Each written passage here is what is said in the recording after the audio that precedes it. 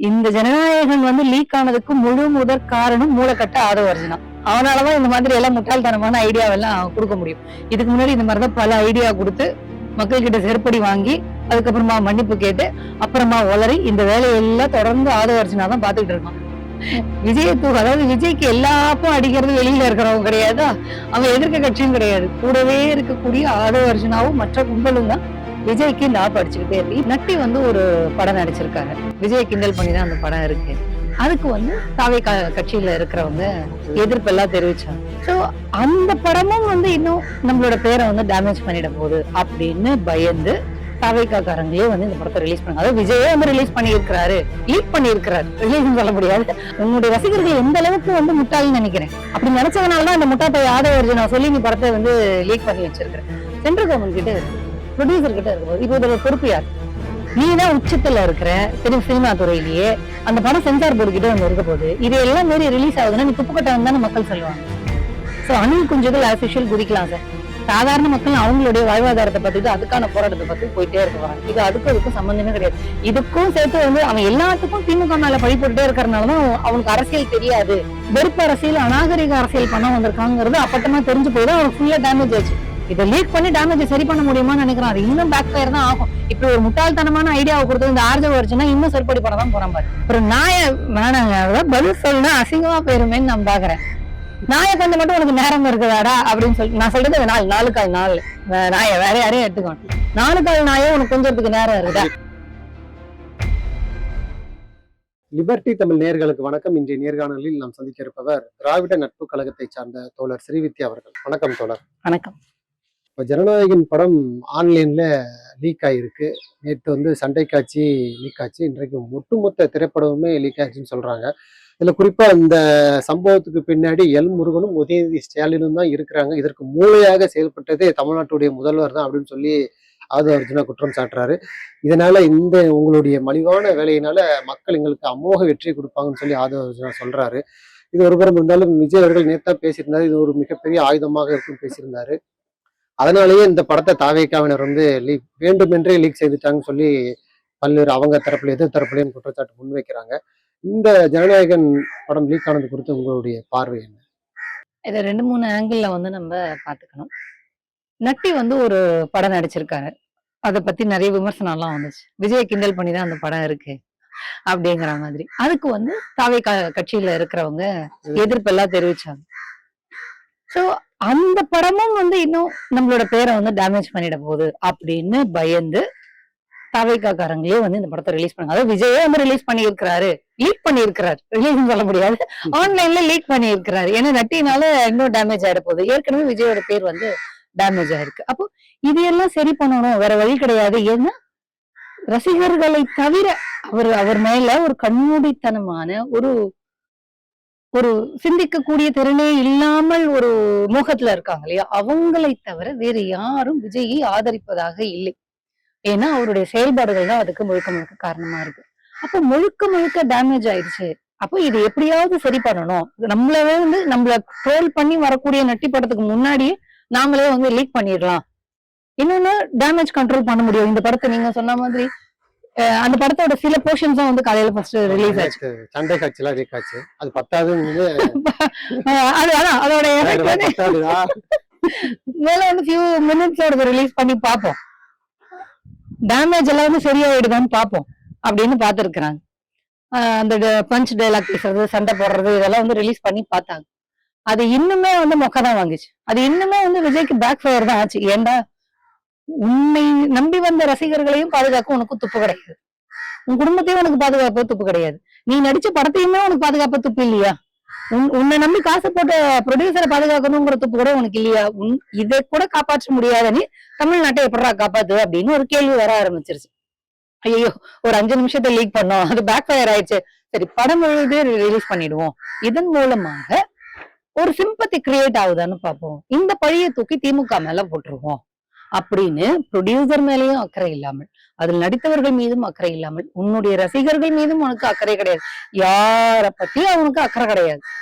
எனக்கு எப்படியாவது sympathy create பண்ணி இந்த பழியை தூக்கி திமுக மேல போட்டு இதன் மூலியமா நம்மளை நம்பி இருக்கக்கூடிய நம்மளை நம்புகின்ற ரசிகர்களை இன்னும் மூல செலவை பண்ண முடியுமா, மடையை கழுவ முடியுமா அப்படின்னு ஒரு கேவலமான திட்டத்தை போட்டுதான் விஜயனுடைய கும்பல் வந்து இதை பண்ணியிருக்கு. இல்ல இதுக்கு பின்னாடி வந்து எல் முருகனும் உதயநிதியும் இருக்கிறாரு. இதற்கு முழு மூளையா செயல்பட்டது தமிழ்நாட்டுடைய முதல்வர் ஸ்டாலின் அவர்கள் தான் சொல்லி ஆதவ அர்ஜுனா பகிரங்கமா கொடுத்தாரு. இதுக்கு அதாவது இந்த ஜனநாயகன் வந்து லீக் ஆனதுக்கு முழு முதற் காரணம் மூலக்கட்ட ஆதவ அர்ஜுனா.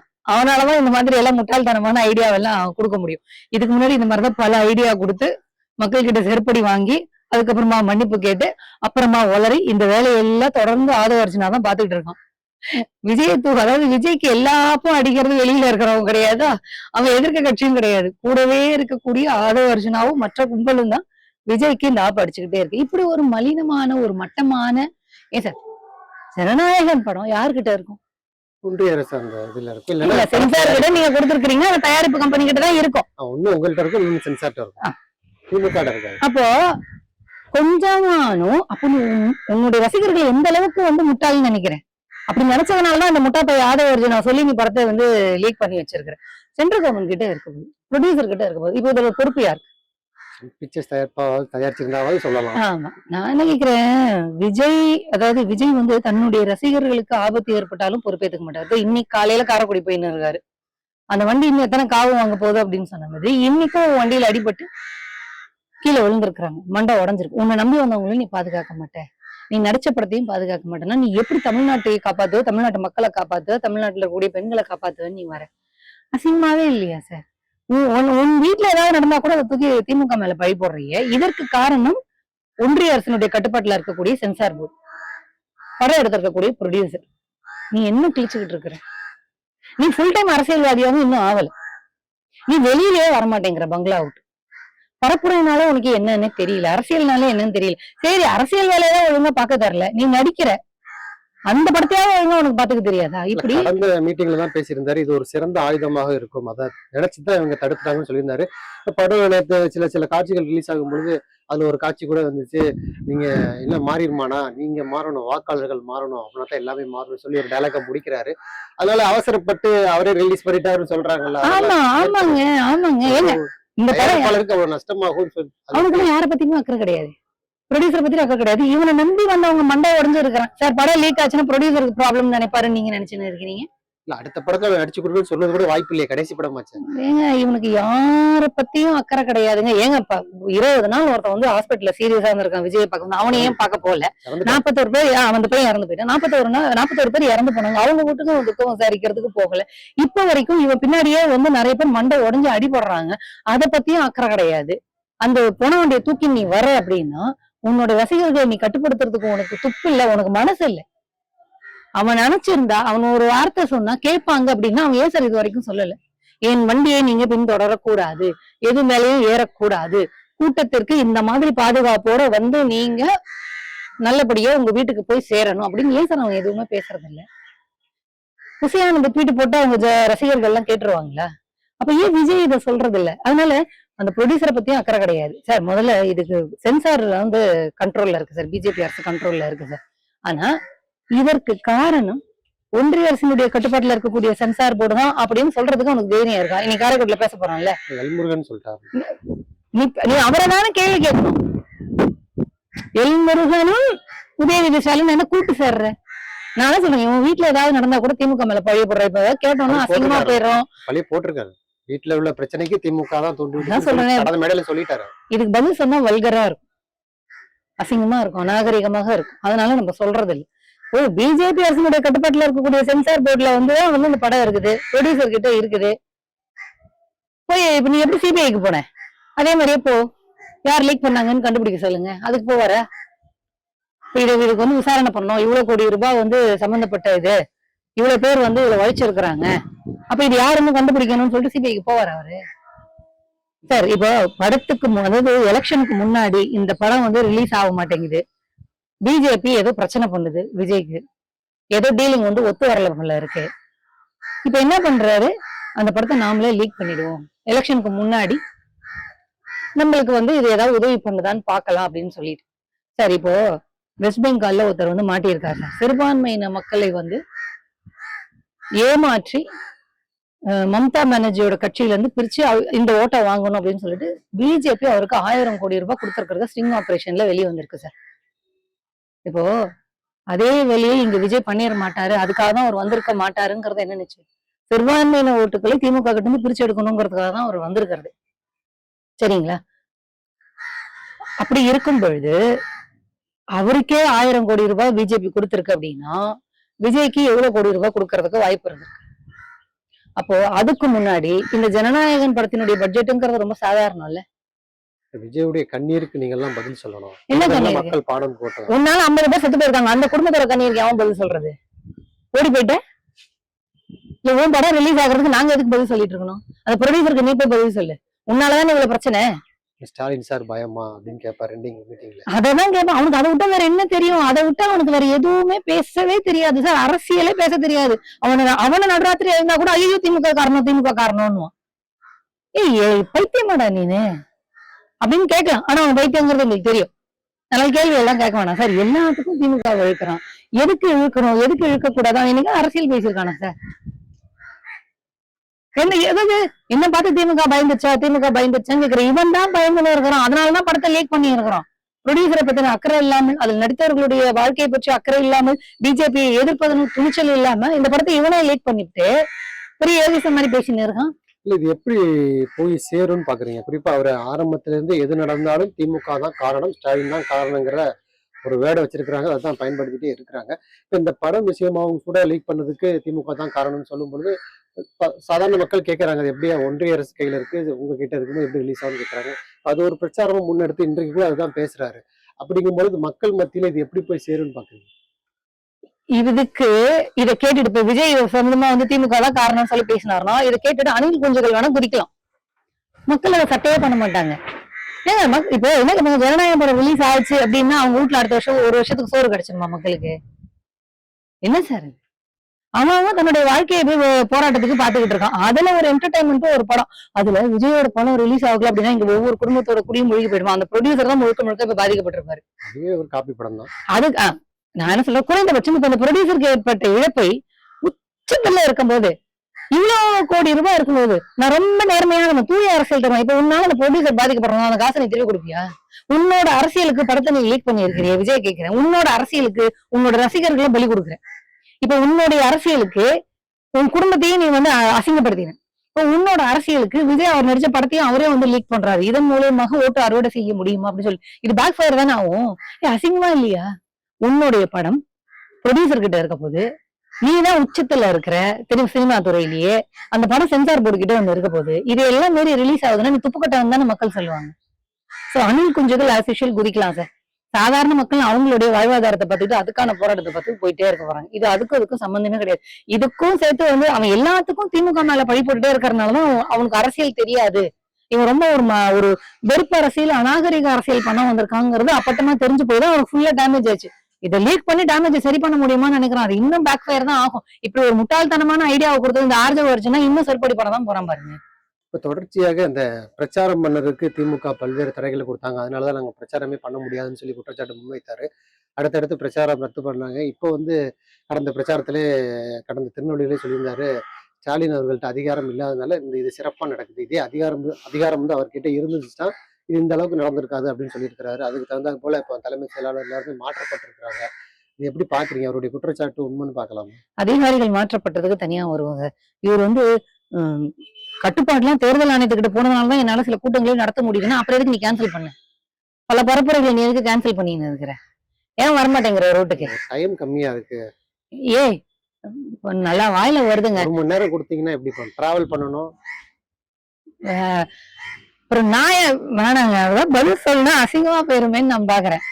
நாயை கொஞ்சம் மட்டும் உனக்கு நேரம் இருக்குதாடா அப்படின்னு சொல்லி நான் சொல்றது 4 கால் நாள் நாய வேற யாரையும் எடுத்துக்கணும். 4 கால் நாயே உனக்கு கொஞ்சத்துக்கு நேரம் இருக்குதா? முதலமைச்சர் மு க ஸ்டாலின் அவர்கள் முதற்கொண்டு நிறைய பேர் நமக்கு ஆகாதவர்களாக, எடப்பாடி பழனிசாமி ஆகாதவர், அநாகரிகமா பேசக்கூடியவராக இருந்தால் கூட முதலமைச்சர் மு க ஸ்டாலின் முதற்கொண்டு, துணை முதலமைச்சர் முதற்கொண்டு, இன்னும் களத்தில் வேட்பாளர்களாக இருக்கக்கூடிய வயதில் மூத்தவர்கள் முதற்கொண்டு காலங்கத்தாலே பரப்புரைக்கு தொடங்கிடுறாங்க. டீ குடிக்க போகும்போதே மக்கள்கிட்ட போய் வாக்கிங் போகும்போது பரப்புறாங்க. டீ குடிக்க போறது, வாக்கிங் போறது, காலையில போய் ஜனங்களை பாக்குறது, பஸ்ல டிராவல் பண்றது, மெட்ரோல வந்து முதலமைச்சர் டிராவல் பண்ணியிருக்காரு, இப்படி பார்க்ல நடந்து போகும்போது பண்றது, இப்படி பல்வேறு வகைகளில் வாக்கு சேகரிக்க முடியும் அப்படிங்கிறது அரசியல்வாதியாக இருக்கிறவனுக்கு தெரியும் சார். இன்னும் நடிகனாகவே இருக்கிறவனுக்கு எப்படி தெரியும்? நீ பங்களாக்குள்ள இருந்து வெளில எட்டி பார்க்க மாட்டேன். ரஜினியாவது பரவாயில்ல, காம்பவுண்ட் வாசல்ல இருந்து எட்டி பார்ப்பாரு, இவன் அது கூட பண்ண மாட்டேன்றான். நீ பரப்புரை பண்றதுக்கு வெளில வரல, உனக்கு உன் கூட்டத்தையே நடத்த தெரியல, ஆட தெரியாது, சிலுக்கு கழுத்துல சுலுக்குன்னு வாங்கலாம். இவனுக்கு அரசியல் பண்ண தெரியல, பரப்புரை பண்ண தெரியல, மக்களோட மக்களாக போய் நிக்கிறதுக்கு தெரியல, தன்னை முதல்ல ஒரு அரசியல்வாதியாக மாற்றிக்கணுங்கிற எண்ணம் இல்ல. அதெல்லாம் பண்ணியிருந்தா உனக்கு எப்படி பரப்புரை பண்ணணும்னு தெரியும். இல்ல, நான் இன்னும் உச்ச நடிக்கணும் அப்படிங்கிற இமேஜ்லயே இருப்பேன், அப்பதான் என்னுடைய ரசிகர்களை ஏமாற்றி நான் ஓட்டு வாங்க முடியும். ஏன்னா பிஜேபி எனக்கு காசு கொடுத்துருக்கு, சிறுபான்மையின ஓட்டுகளை பிரிக்க முடியுமான்னு நீ போய் பாரு அப்படின்னு சொல்லிட்டு அதுக்காக தான் இறக்கி விட்டுருக்கு. அதனால இந்த வேலையை அவன் பண்ணிக்கிட்டு இருக்கான். ஏன் சார், உன்னை நம்பி வந்தவங்க செத்துக்கிட்டே இருக்கிறாங்க, அதனால எஸ்ஓபி போட்டா அதை ஃபாலோ பண்ணி கூட்டம் நடத்து, அப்பதான்டா ரசிகர்களுடைய உயிரையே காப்பாற்ற முடியும்னு எஸ்ஓபி போட்டா அதை இவன் மலிவா பேசுறான் அப்படின்னு சொன்னா இவன் எவ்வளவு பெரிய அயோக்கிய பயலா இருப்பான் விஜய். உன்னுடைய ரசிகர்கள் உன் கூட்டத்துக்கு வரவங்களை காப்பாத்தணுங்கிறதுக்கான பாதுகாப்பு கொடுக்கணும், இப்படிதான் இந்த ப்ரொசீஜரை ஃபாலோ பண்ணு. ஏன்னா உன் கூட்டத்துக்கு வரவங்க யாரையும் நீங்க கண்ட்ரோல் பண்ண மாட்டேங்கிறீங்க, வரவனும் கண்ட்ரோல்லாம் இருக்க மாட்டேங்கிறான், அப்ப உயிரை காப்பாற்றணுங்கிறதுக்காக எஸ்ஓபி போட்டா நீ அதை மதிக்காம ஏளனமா பேசுறனா, உன் ரசிகர்களை உயிர் பலி கொடுத்தாவது உன் இமேஜை நீ காப்பாத்திக்கணும்னு நினைக்கிறனா உன கொலகாரன்னு சொல்லாம வேற என்ன சொல்ல முடியும்? உனக்கு என்ன வலிக்குது எஸ்ஓபி ஃபாலோ பண்றதுக்கு? எல்லா கட்சியுமே எஸ்ஓபி ஃபாலோ பண்ணும் சார். முதலமைச்சர் மு க ஸ்டாலின் முதற்கொண்டு, எடப்பாடி பழனிசாமி முதற்கொண்டு எல்லாருமே தேர்தல் ஆணையம் கொடுத்திருக்கிறத ஃபாலோ பண்ணி தான் ஆகணும். எந்த டைமுக்கு கொடுக்குறாங்களோ அந்த இடத்துல அந்த டைமுக்குள்ளதான் அவங்க பிரச்சாரம் பண்ண முடியும். அப்படிதான் எல்லாருக்கும் கொடுக்கணுங்கும் போது அதை பார்த்து கொடுக்குறாங்க. உனக்கு என்ன, உனக்கு அது கூட முடியாதா? அவருடைய வாழ்க்கை, சொகுசான வாழ்க்கை எல்லாத்தையும் வழிகள் எல்லாம் பொறுத்துக்கிட்டு உங்களுக்காக உங்களை நோக்கி பரப்புரை பண்ணவே வலிக்குது. நீ இதுல ஆட்சியை வந்து அதிகாரத்துல உட்காந்து பிடிங்கிடுவியா? ஏன்னா பரப்புரை பண்றதுக்கு அவனுக்கு வலிக்குதுங்க, வர மாட்டேங்கிறாங்க. இதுல எப்படிங்க முதலமைச்சர் ஆகி பணி செய்வான்? எல்லாரும் வெயில் பார்க்காம வர்றாங்க, இல்ல டைம் பார்க்காம வர்றாங்க, விடிகாலையே எழுந்துக்கிறாங்க, உச்சி வெயில்ல மட்டும் கொஞ்சம் பிரேக் விடுறாங்க, மறுபடியும் அதுக்கப்புறம் என்ன ப்ரொசீஜர் அப்புறம் பர்மிஷன் வந்து தேர்தல் ஆணையம் கொடுத்தோ அதை டிராவல் பண்ணிட்டு போயிட்டே இருக்கிறாங்கல்ல, பாக்குறோம்ல. ஒவ்வொருத்தரும் தொண்டை பேச முடியாம ட்ரை ஆகி போய் எல்லாருடைய தொண்டையும் டேமேஜ் ஆகி அரசியல்வாதிகள் எல்லாம் பரப்புரை பண்ணிட்டு இருக்காங்க. வெளியிலேயே வரமாட்டேங்கிறானே. ஏன் சார், அனுமதி கொடுத்த இடத்துல கூட இவங்க பரப்புரையை ரத்து பண்ணிட்டு ஓடி போனோம், எதுக்கு சார்? ஏன்னா கொடுத்துருக்குல்ல, உனக்கு அனுமதி கொடுத்துருக்குல்ல, ஏன் நீ ஓடி போன? வில்லிவாக்கத்துல இருந்து டி நகருக்கு 1 மணி நேரத்துல வர முடியாது அப்படின்னு. ஏன் மத்தவங்க எல்லாரும் வராங்களே, உன்னால ஏன் வர முடியல? ஏன்னா நீ வர வேண்டியெல்லாம் காவு வாங்கிதான் வரணும்னு சொல்லிட்டு மெதுவா ஓட்டிக்கணும் வர. ஏன் சார் உன்னால பண்ண முடியலன்னு சொல்றோம்? நான் அதான் சொல்ல வரேன். இப்ப நீ நாயை கொண்டு போகிறதுக்கு மட்டும் உனக்கு எந்த டிஸ்டர்பன்ஸும் இல்லையா? பரப்புரை பண்ண உனக்கு டிஸ்டர்பன்ஸ் இருக்குதா? அதான் சொல்ல, கொஞ்சம் பேசினா அந்த லைனை தாண்டி போற மாதிரி ஆகி போயிருமேன்னு சொல்லிட்டு ரொம்ப கண்ட்ரோல்டா பேசுறேன். அதிகாரிகள் மாற்றப்பட்டதுங்கிறது இவன் சொல்லி எல்லாம் கிடையாது. தேர்தல் ஆணையம் பிஜேபியினுடைய பி டீமாக செயல்பட்டு இருக்கு. அவங்களுக்கு ஆகாத மாநிலங்கள் யாரு? வெஸ்ட் பெங்காலும் கேரளாவும் தமிழ்நாடும் அவங்களுக்கு தெரியுது. தமிழ்நாட்டையும் வெஸ்ட் பெங்காலையும் பழி வாங்கணுங்கிறதுக்காகவே தேர்தல் ஆணையம் தன்னுடைய அதிகாரத்தெல்லாம் மீறி பிஜேபியினுடைய ஒரு கிளையாகவே செயல்பட்டுக்கிட்டு அதிகாரிகளை மாற்றுது. அப்படின்னா பிஜேபி ஆளுகின்ற மாநிலங்களிலும் தேர்தல் நடக்குது, அங்கேயும் மாத்தல. அப்போ தேர்தல் ஆணையம் நம்பிக்கைக்குரியதாக இல்லை அப்படிங்கும்பொழுது நான் சொல்லிதான் இதை மாதிரி. ஆக்சுவலா இதை நீ வந்து கேள்வி கேட்டிருக்கணும். அவனுக்கு அந்த கேள்வி கேட்கலாம் தெரியாது, இது என்னன்னு கூட தெரியாது. நீங்க அமித்ஷாக்கு லெட்டர் எழுதும் போது செயலாளருக்கு வேற யாருக்கா எழுதினவர் அவர். அப்படிப்பட்டவர் ஒரு லெட்டர் எழுத கூட தெரியாத விஜய் எழுதின லெட்டர்னால அதிகாரிகளை தேர்தல் ஆணையம் மாத்திருச்சாமா? வெக்கமா இல்லையா? கிரெடிட் எடுத்துக்கிறீங்களா? சிங்கமா இல்ல? இன்னும் என்ன, அதாவது எல்லா வார்த்தையிலும் சீமான திட்டி முடிச்சாச்சு. அந்த இடத்தை இட்டு நிரப்புவதற்காகவே விஜய் வந்திருக்கான். இப்ப எனக்கு தெரிந்த அனைத்து சொற்களிலும் அவனை கேள்வி கேட்டாச்சு. இதுக்கு மேல புதுசா ஏதாவது சொற்கள் கிடைச்சாதான் வந்து விஜயே வந்து நான் வந்து ஏதாவது கேள்வி கேட்க முடியும். நேர்மை இல்லை, உண்மை இல்லை, ஒரு பண்பு இல்லை, ஒரு ஒழுக்கம் இல்லை, ஒரு உண்மையாகவே இந்த மக்களின் மீது அக்கறை இல்லை. இப்படிப்பட்டவன் விஜய் என்ன ட்ரோல் மெட்டீரியலும் ஆயிருக்கிறான். பாருங்க, உச்சத்துல நடிகன் ட்ரோல் மெட்டீரியலா ஆகி வச்சிருக்கான். இதான் அவனோட கெப்பாசிட்டி. சினிமாவிலே இருந்தானா இந்த பௌஷி வெளில தெரிஞ்சிருக்காது. இப்ப வெளில வந்ததுனால இந்த பௌஷ் தெரிஞ்சிச்சு. ஐயோ விஜய் இந்த அளவிற்கு ஒரு மோசமானவனா? உன் ரசிகர்களை காப்பாற்றணும்ங்கிற எண்ணம் கூட இல்லாதவன் எப்படி சார் வந்து ஒரு மனிதனாகவே இருக்க முடியும்? இந்த இப்ப கூட ஒருத்தன் மைக்ல வந்து உழறான். நீ என்ன கூட்டம் நடத்துறீங்க? உனக்கு ஒரு கூட்டத்தையே நடத்த தெரியல, முதலமைச்சாரி கிழிச்சிருவியா நீங்க? இதுக்கு மேல அவனை என்ன வார்த்தை கேட்கறதுன்னு எனக்குமே தெரியல சார். நன்றி தோழர். நிறைய நல்ல பயனுள்ள தகவல்களை நேயர்களுக்கு சொல்லியிருக்கீங்க. உங்களுடைய நேரத்துக்கு நன்றி.